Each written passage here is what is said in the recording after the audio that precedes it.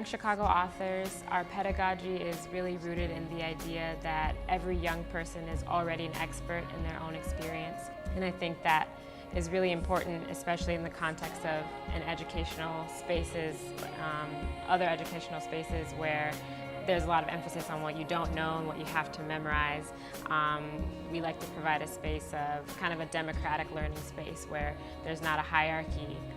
and we're kind of all learning from each other and kind of feeling connected through telling our stories. When I was 16, I lost my best friend to a hit-and-run accident by a drunk police officer. And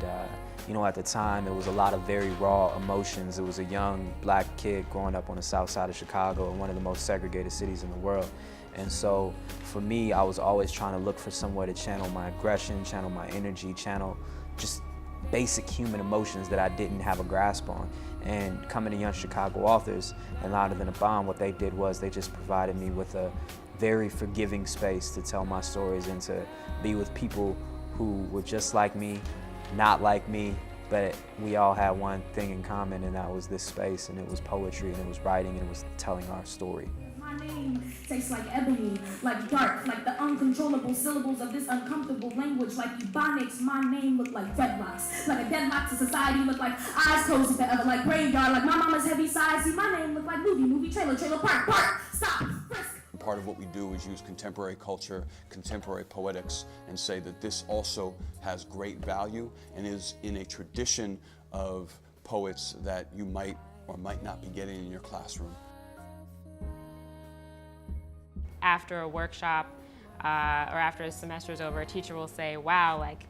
this student never talked in my class and they're all about this poetry thing. So it can really kind of create a space for someone who really didn't feel agency in their education or even in just their experience in school, and transform it into something where they feel like it is their space and it is, you know, they're able to speak and kind of take up space and own space in a totally different way than they were before. Also, with the kind of on the other side, like a student who maybe does, you know, is kind of like that class clown or that kind of like,